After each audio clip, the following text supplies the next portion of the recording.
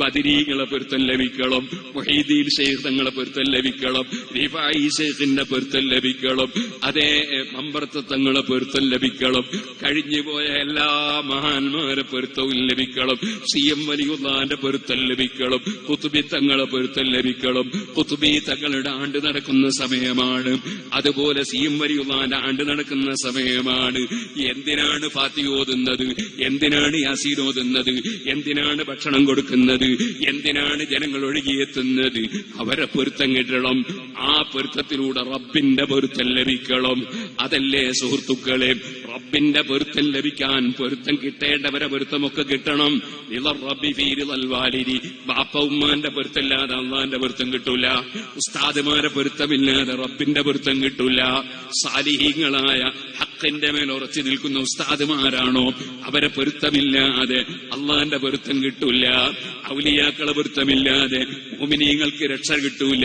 അപ്പൊ സാലിഹീങ്ങളെ സ്നേഹിക്കുന്നത്, അവരുമായി ബന്ധപ്പെടുന്നത് നമുക്ക് പേരെടുക്കാനല്ല, ഞാൻ CM വലിയുള്ളാന്റെ സ്വന്തം ആളാണെന്ന് പറയാനല്ല, ഞാൻ CM വലിയുള്ളയുമായി വലിയ ബന്ധമാണ് എന്ന് പറയാനല്ല, അള്ളാഹുവിന്റെ പൊരുത്തത്തിനു വേണ്ടി, അവരെ പൊരുത്തം കിട്ടാൻ വേണ്ടി അവരെ മദ്ഹ് പറയുക, അവരെ മഹത്വം പറയുക. അത് പറയുമ്പോൾ തന്നെ സൂക്ഷ്മതയോടെ പറയുക, സൂക്ഷ്മതയോടെ കൈകാര്യം ചെയ്യുക. അങ്ങനെ അള്ളാഹുവിന്റെ പൊരുത്തത്തിനു വേണ്ടി മഹാന്മാരെ പൊരുത്തം ലഭിക്കൽ ആവശ്യമാണ്. ആ പൊരുത്തം ലഭിച്ച മഹാന്മാർ, അവരെ സ്വഭാവമാണ് ഖുർആൻ പറയുന്നത്. അതേ അല്ലാഹു ബസീറും ബിൽ ഇബാദ്, അല്ലാഹു അവന്റെ ഇഷ്ടദാസന്മാരെ കുറിച്ച് നന്നായി അറിയുന്നവനാണ്. അവരെ സ്വഭാവം എന്താണ്? അല്ലദീന യഖൂലൂന റബ്ബന, അവർ അല്ലാഹുവിനോട് പ്രാർത്ഥിക്കുന്നവരാണ്. റബ്ബന റബ്ബന എന്ന് പറഞ്ഞ് പ്രാർത്ഥിക്കുന്നവരാണ്. പ്രാർത്ഥിക്കുമ്പോൾ മഹാനായ ശൈഖുനാ സുൽത്താനുൽ ഉലമ പലപ്പോഴും ശിഷ്യന്മാരായ ഞങ്ങളോട് പറയാറുണ്ട്, അല്ലാഹുവിന്റെ അസ്മാഉൽ ഹുസ്ന വിളിച്ചാണ് ദുആ ചെയ്യേണ്ടത്. റബ്ബേ, റഹ്മാനെ, റഹീമേ, അല്ലാഹ് ഇങ്ങനെയൊക്കെ വിളിച്ചാണ് ദുആ ചെയ്യേണ്ടത്. തമ്പുരാനെ അങ്ങനെ പറയണ്ടെന്ന് ഉസ്താദ് പലപ്പോഴും പറയാറുണ്ട്. കാരണം അത് അസ്മാഉൽ ഹുസ്നയിൽ ഉള്ളതല്ലല്ലോ. അപ്പൊ അല്ലാഹുവിന്റെ അസ്മാഉൽ ഹുസ്നയുണ്ടല്ലോ, ഫലില്ലാഹിൽ അസ്മാഉൽ ഹുസ്ന ഫദ്ഉഹു ബിഹാ. അതുകൊണ്ട് ഒരാൾ തമ്പുരാനെ എന്ന് പറഞ്ഞു പോയാൽ അയാൾ വലിയ കുറ്റക്കാരനാണെന്ന് വിധിക്കണ്ട, അത് ഹറാമാണെന്ന് പറയണ്ട. അതേ സമയത്ത് അല്ലാഹുവിന്റെ പേരുകളുണ്ടല്ലോ, അസ്മാഉൽ ഹുസ്ന, ആ അസ്മാഉൽ ഹുസ്ന വിളിച്ചുള്ള ദുആയാണ് ഏറ്റവും നല്ല ദുആ. റബ്ബന, ഞങ്ങളുടെ റബ്ബേ. അതിനർത്ഥം എന്താണ്? ഞങ്ങളെ സൃഷ്ടിച്ച് പോറ്റി വളർത്തുന്ന റബ്ബേ. ഇന്നനാ ആമന്ന, ഞങ്ങൾക്ക് നിന്റെ മുമ്പിൽ പറയാനുണ്ടൊരു കാര്യം. അതെന്താണ്? ഇന്നനാ ആമന്ന, ഞങ്ങൾ മുഅ്മിനീകളാണ്, ഞങ്ങൾ നിന്നിൽ വിശ്വസിക്കുന്നവരാണ്, നിന്റെ ഹബീബായ നബിതങ്ങളിൽ വിശ്വസിക്കുന്നവരാണ്, ആ ഹബീബായ നബികൾ കൊണ്ടുവന്ന മുഴുവൻ വിഷയവും വിശ്വസിക്കുന്നവരാണ്. ഇന്നനാ ആമന്ന, ഞങ്ങൾ നിശ്ചയം വിശ്വസിച്ചവരാണ്. ആ ഈമാൻ മുൻനിർത്തിയാണ് നിന്നോട് ഞങ്ങൾക്ക് ചോദിക്കാനുള്ളത്. ഫഗ്ഫിർ ലനാ ദുനൂബനാ, ഞങ്ങളൊരു നല്ലവരാണെന്ന് അവകാശവാദമുള്ളവരല്ല, ഞങ്ങളെ തെറ്റുകുറ്റങ്ങളൊക്കെ നീ മാപ്പാക്കണേ.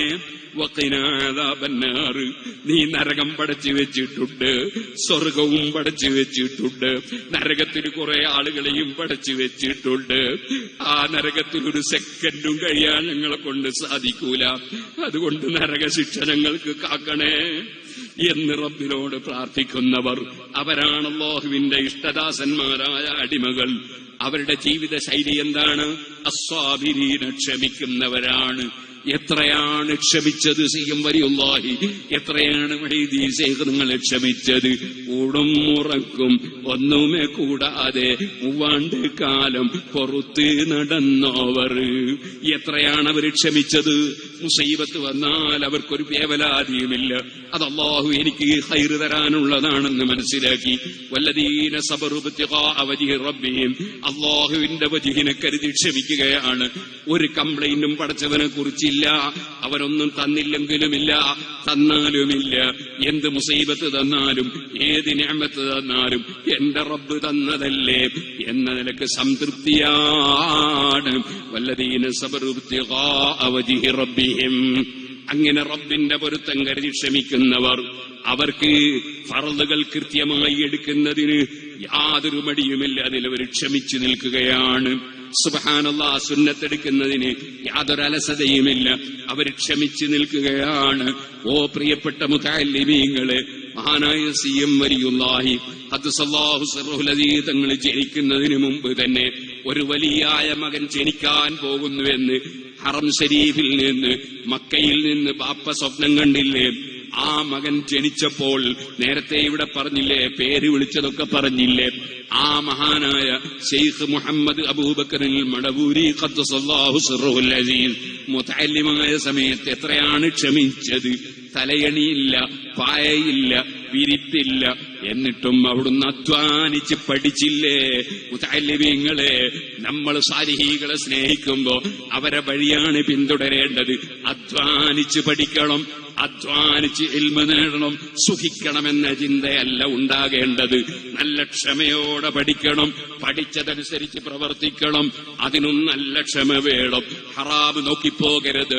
കയ്യിൽ മൊബൈൽ ഫോൺ ഉണ്ടാകും, അത് തുറന്നാൽ നല്ല പലതും അതിൽ കാണാൻ കഴിഞ്ഞേക്കും, പാടില്ലാത്തതും കാണാൻ കഴിഞ്ഞേക്കും. പാടില്ലാത്തതൊന്നും റബ്ബ് തന്ന കണ്ണുകൊണ്ട് ഞാൻ നോക്കൂല എന്ന് ഉറപ്പിച്ചേക്കണം.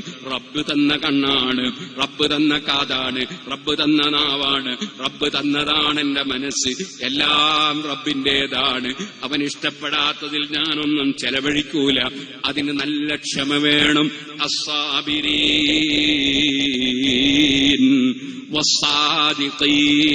വസ്സാദിഖീൻ, സത്യം പറയുന്നവരാകണം. നാവുകൊണ്ട് സത്യമേ പറയാം.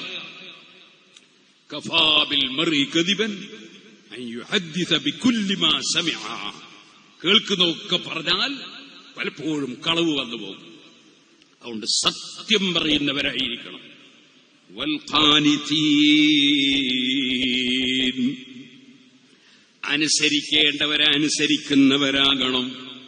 അല്ലാഹുവിനെ അനുസരിക്കണം, അവന്റെ റസൂല് സല്ലല്ലാഹു അലൈഹി വസല്ലം തങ്ങളെ അനുസരിക്കണം, അതേ ആലിമീങ്ങളെ അനുസരിക്കണം, സാലിഹീങ്ങളെ അനുസരിക്കണം, ഉമ്മബാപ്പമാരെ അനുസരിക്കണം, ഭർത്താവിനെ അനുസരിക്കണം. അങ്ങനെ അനുസരിക്കേണ്ടവരെ ഒക്കെ അനുസരിക്കണം. വൽ ഖാനിതീൻ, അനുസരണബോധം വേണം.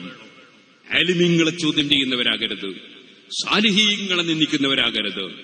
വൽ ഖാനിതീൻ, അനുസരണമുള്ളവരായിരിക്കണം.